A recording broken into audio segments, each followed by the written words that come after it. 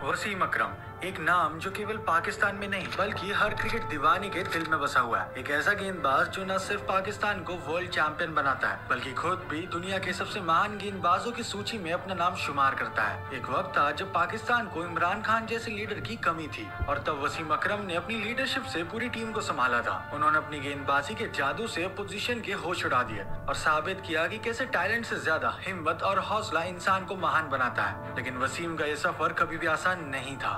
Diabetes जैसी बीमारी ने उन्हें जकड़ लिया, लेकिन उन्होंने कभी भी अपनी गेंदबाजी पर इसका असर नहीं होने दिया। उन्होंने अपनी जान लगाकर सिर्फ क्रिकेट पर फोकस किया। उनका ये सफर सिर्फ ऑर्डिनरी शुरुआत से एक्स्ट्रा ऑर्डिनरी बन गया। उन्होंने अपनी गेंदबाजी से ऐसे चमत्कार दिखाए जिसने हम सबको हैरान करके रख दिया था। लेकिन आखिर कैसे ये 17 साल का दुबला पतला लड़का दुनिया का सबसे खतरनाक लेफ्ट आर्म फास्ट बॉलर बन गया? आइए जानते हैं वसीम अकरम की कहानी।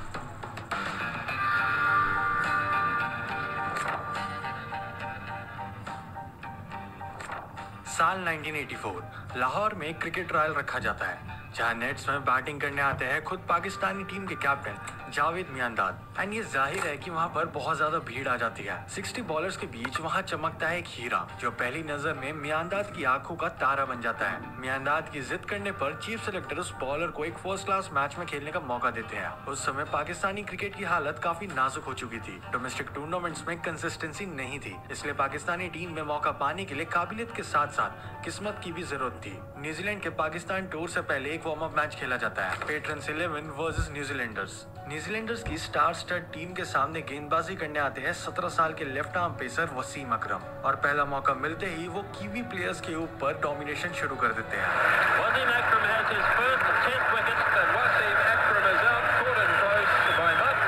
पहली पारी में 7 विकेट लेकर वो सीधा पाकिस्तान की ओडीआई स्क्वाड में जगह बना लेते हैं और यहाँ से शुरू होती है एक लेजेंडरी प्लेयर की स्टोरी। 23 नवंबर 1984 न्यूजीलैंड ओडीआई सीरीज के दूसरे मुकाबले में वसीम अकरम को मौका मिलता है, लेकिन जितना भरोसा उन पर जावेद मियांदाद ने पहले दिखाया था उतना उस टाइम के कैप्टन जहीर अब्बास को नहीं था। मैच केवल 20 ओवर का होता है जहां वसीम अकरम ने 4 ओवर में 31 रन दे दिए थे। परफॉर्मेंस शायद इतनी बुरी नहीं थी, लेकिन इस सीरीज के पहले 2 मैच जीतने के बावजूद केवल 4 ओवर करवा कर वसीम अकरम को टीम से ड्रॉप कर दिया जाता है। वसीम अकरम जो अगले कुछ सालों में दुनिया को हिला देने वाले थे, उनका करियर महज एक मैच के बाद खतरे में था। मगर इस कहानी में एक बार फिर से एंट्री होती है जावेद मियांदाद की। देन आता है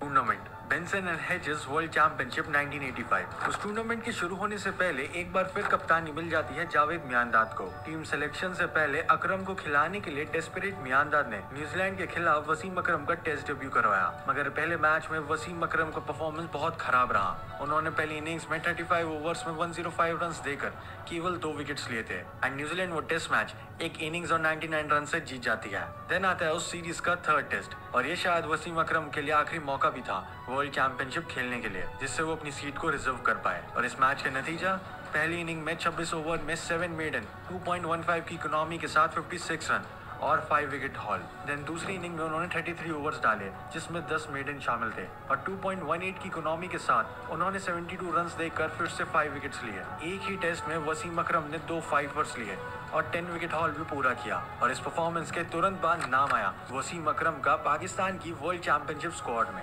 देन ये टूर्नामेंट शुरू होता है। टूर्नामेंट का पहला मैच और वो भी इंडिया वर्सेस पाकिस्तान। पहले बैटिंग करते हुए पाकिस्तान की संभली हुई शुरुआत हुई 119 फॉर 3, लेकिन वहां से एक ऐसा कोलैप्स देखने को मिला जिससे पाकिस्तान की टीम केवल 183 रन पे ऑल आउट हो गई। पहले मैच में एक बार फिर वसीम अकरम विकेटलेस गए जहां मोहम्मद अजहरुद्दीन ने इंडिया को जीत दिलाई। पाकिस्तान उस टूर्नामेंट से बाहर होने के कगार पर था और उनके सामने खड़ी थी माइटी ऑस्ट्रेलिया। उम्मीदें खत्म सी दिख रही थी। टूर्नामेंट के आखिरी 2 मैचेस इंग्लैंड और ऑस्ट्रेलिया से थे, लेकिन उस दिन मेलबर्न क्रिकेट ग्राउंड में जन्म हुआ पाकिस्तान के सबसे कामयाब गेंदबाज का। उस दिन पूरी दुनिया ने वो देखा जो अब तक सिर्फ जावेद मियांदाद की नजरों में था। 263 का टारगेट डिफेंड करने के लिए पाकिस्तान की टीम ग्राउंड में उतरती है और वसीम अकरम के पास थी नई गेंद और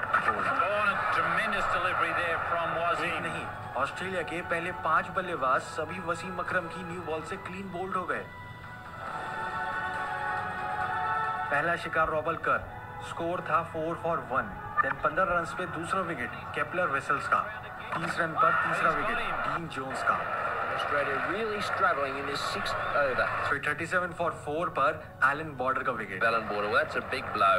एंड देन 42 for 5 पर किम हजिस का। And 5 for 13 to Akram. What a spell. Wasim अकरम ने अकेले ऑस्ट्रेलिया के टॉप 5 बैट्समैन को आउट कर दिया था, वो भी क्लीन बोल्ड। एंड उस मैच में पाकिस्तान ने ऑस्ट्रेलिया को 62 रन से हरा दिया था और वसीम अकरम ने 21 रन देकर 5 विकेट हॉल भी पूरा किया। और ना ही केवल उन्होंने उस मैच में अपना पहला ओडीआई विकेट लिया था, बल्कि पहला मैन ऑफ द मैच भी जीता था। इस परफॉर्मेंस ने पाकिस्तान टीम में उनकी जगह को परमानेंट कर दिया था और यहाँ से वसीम ने पीछे मुड़कर नहीं देखा। इंटरनेशनल क्रिकेट में कदम रखते ही अकरम तबाही मचाने लगे थे। उनकी परफॉर्मेंस को देखकर उनकी फैन फॉलोइंग ने एक ऐसी रफ्तार पकड़ी जिसको देखकर ऐसा लग रहा था कि पाकिस्तान को उनमें इमरान खान का सक्सेसर दिख रहा हो। बहुत कम समय में ही वसीम अकरम ने महज एक नेट बॉलर से नेशनल सेंसेशन तक का सफर पूरा कर लिया था। कुछ महीनों में ही वो पाकिस्तान के फर्स्ट चॉइस बॉलर बन गए थे। फेम, पैसा, सक्सेस, सब कुछ अकरम को बहुत कम उम्र में मिल जाता है, मगर इस जादुई सपने पर ब्रेक भी बहुत जल्दी लगा जब कुछ साल बाद ही अकरम इंजरी के कारण बाहर हो गए। ये उनके अर्ली करियर का एक बहुत बड़ा सेटबैक था।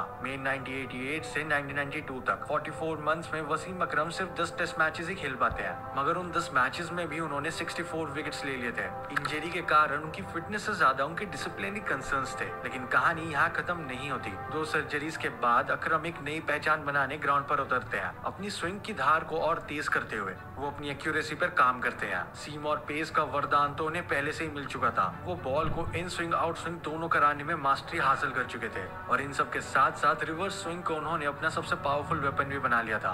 देन आता है 1992 का ओडीआई वर्ल्ड कप। पाकिस्तान का ये वर्ल्ड कप कैंपेन पूरा लक के ऊपर चल रहा था। इंग्लैंड के खिलाफ 74 पर ऑल आउट होने के बाद उन्हें बारिश ने बचा लिया था और उस बारिश के कारण मिले पॉइंट से पाकिस्तान सेमीफाइनल में क्वालिफाई कर जाती है। सेमीफाइनल मैच में न्यूजीलैंड के खिलाफ रमीज राजा, इमरान खान, जावेद मियांदाद, इंजमाम उल हक और मोइन खान ने जैसे तैसे मिलकर टारगेट को चेज कर लिया था और पहली बार पाकिस्तान को वर्ल्ड कप के फाइनल्स में पहुंचाया था। पाकिस्तान की टीम पहली बार इतने बड़े मुकाम पर थी। उस फाइनल मैच में पाकिस्तान की टीम 249 रन्स बनाती है, जहां वसीम अकरम ने बैटिंग करते हुए 19 बॉल्स में 33 रन्स का एक इम्पोर्टेंट योगदान दिया था। लेकिन असली काम अभी बाकी था। स्विंग के सुल्तान वसीम अकरम शुरुआत में ही इयान बॉथम का विकेट निकाल लेते हैं और फिर रिवर्स स्विंग के जोर पर 2 गेंदों में 2 इंग्लिश बैट्समैन को आउट करके पाकिस्तान को उनका पहला और आज तक का इकलौता वर्ल्ड कप जितवा देते हैं। एंड उनकी इस कमाल की परफॉर्मेंस की वजह से उन्हें उस फाइनल मैच में मैन ऑफ द मैच का अवार्ड भी मिला था। वर्ल्ड कप जीतने के बाद उस टाइम के कैप्टन इमरान खान ने रिटायरमेंट अनाउंस कर दिया था और फिर कैप्टनसी मिली वसीम अकरम को। वे साल दर साल बंच में विकेट्स ले रहे थे। वकार यूनिस के साथ उनकी ऑन फील्ड साझेदारी से पूरी दुनिया डरने लग गई थी। ये वही दौर था जब पाकिस्तान अपने तेज गेंदबाजों के लिए मशहूर होने लगा था। वसीम, वकार और शोएब अख्तर ने बल्लेबाजों की चीखें निकलवा दी थी। एंड इवन वसीम अकरम तो बैटिंग में भी काफी रिलायबल थे। 1996 में जिम्बाब्वे और पाकिस्तान के बीच शेखपुरा में खेले गए एक टेस्ट मैच में पाकिस्तान थोड़ा पिछड़ रहा होता है क्योंकि उस टाइम पर जिम्बाब्वे की टीम काफी अच्छी हुआ करती थी। पहले बैटिंग करते हुए जिम्बाब्वे की तरफ से ग्रैंड फ्लावर और पॉल स्ट्रैंग की सेंचुरीज की वजह से उनकी टीम 375 रन्स बना देती है, मगर उसके जवाब में पाकिस्तान की टीम 1 पॉइंट पर 237 फॉर 7 पर पहुंच जाती है। फिर बॉलर सकलैन मुश्ताक के साथ वसीम अकरम पार्टनरशिप बनाते हैं। उस इनिंग में वसीम अकरम 22 चौकों और 12 छक्कों की मदद से नॉट आउट 257 रन्स बना देते हैं। अगर उस मैच में पाकिस्तान के टेल एंडर्स थोड़ी और देर रुक जाते तो शायद वसीम अकरम के नाम एक ट्रिपल सेंचुरी भी हो सकती थी। पाकिस्तान की टीम जहां एक टाइम पर 237 पे 7 विकेट खोकर स्ट्रगल कर रही थी, वहीं वसीम अकरम की पारी के बाद उनका स्कोर 553 रन तक पहुंच गया था। इस पारी के अलावा भी वसीम ने अपने बैट से काफी योगदान दिया है। उनके करियर में 7 टेस्ट 50s और 6 ओडीआई 50s है। इसके अलावा उन्होंने 3 टेस्ट सेंचुरीज और 1 डबल सेंचुरी भी मारी है। वसीम का करियर आसमान की बुलंदियों को छू रहा था। अपने प्लेइंग डेज में ही वो पाकिस्तान के सबसे बड़े खिलाड़ी बन गए थे, मगर उनके करियर में सबसे बड़ा झटका तब लगा जब वो 30 साल की उम्र में डायबिटीज से डायग्नोज हुए। लेकिन ये बीमारी भी वसीम को नहीं रोक पाई। आगे जाकर वसीम पाकिस्तान की बेस्ट टीम को 1999 के वर्ल्ड कप में लीड भी करते हैं, बट उस वर्ल्ड कप में पाकिस्तान ऑस्ट्रेलिया से फाइनल हार जाती है। वसीम अकरम ने टेस्ट में 414 विकेट्स और ओडीआई में 502 विकेट्स लेकर पाकिस्तान के सबसे ज्यादा विकेट लेने वाले गेंदबाज है। अपने 19 साल के करियर में उन्होंने 17 बार टेस्ट में मैन ऑफ द मैच और 22 बार ओडीआई में मैन ऑफ द मैच का अवार्ड जीता है। उसके अलावा उन्होंने 1 नहीं, 2 नहीं बल्कि 4 बार हैट्रिक्स भी लिया। अकेले 1993 के साल में वसीम अकरम ने टोटल 45 ओडीआई विकेट्स ले लिए थे और साल 1990 में 48 test wickets. And even legendary player sir Vivian Richards वो तो वसीम अकरम को टेनिस लिली के बाद सबसे बेस्ट फास्ट बॉलर कहते थे। वसीम अकरम इकलौते ऐसे तेज गेंदबाज है जिन्होंने टेस्ट और ओडीआई दोनों में 400 से ज्यादा विकेट्स लिए हैं। एंड इवन वसीम अकरम और वकार यूनिस ने साथ में मिलकर 1700 विकेट्स अपने नाम करे हैं, जिससे वो पाकिस्तान के सबसे बड़े लेजेंडरी बॉलिंग डुओ बन जाते हैं। इसके साथ साथ वसीम अकरम ने 109 ओडीआई मैचेस में पाकिस्तान की कप्तानी करी है, जिसमें उन्होंने पाकिस्तान को 66 मैचेस में जीत भी दिलाई थी। एंड इवन 2003 के वर्ल्ड कप में भी वकार यूनिस और शोएब अख्तर के होने के बावजूद वो पाकिस्तानी टीम के लिए बेस्ट बॉलर रहते हैं। मगर टीम के खराब प्रदर्शन के कारण 8 सीनियर खिलाड़ियों को टीम से बाहर कर दिया जाता है, जिनमें से एक नाम था वसीम अकरम का। टीम से ड्रॉप होने के बाद वो इस खेल से संन्यास ले लेते हैं और इस तरह एक महान गेंदबाज का करियर समाप्त हो जाता है। साल 2009 में उन्हें आईसीसी हॉल ऑफ फेम में दाखिल होने का ऑनर भी मिला। ओडीआईज में 500 विकेट्स लेने वाले वो पहले गेंदबाज हैं। वसीम अकरम के पास लिस्ट ए में सबसे ज्यादा विकेट्स और ओडीआई क्रिकेट में दूसरे सबसे ज्यादा विकेट्स लेने का भी खिताब है। वसीम ने जो फील्ड पर किया उसने पाकिस्तान को ही नहीं बल्कि उनके आर्च राइवल्स इंडिया सहित सारी दुनिया को उनकी इज्जत करने पर मजबूर किया। Any reason why Akram so special for you? Because he could bowl those Yorkers and get you out. कि one of the greatest of all times. जितनी भी क्रिकेट देखी है मैंने आपसे बेहतर गेंदबाज नहीं देखा। और आज भी पाकिस्तान का हर बच्चा बड़ा होकर वसीम अकरम बनने का सपना देखता है। एंड इवन वसीम अकरम के फैंस पूरी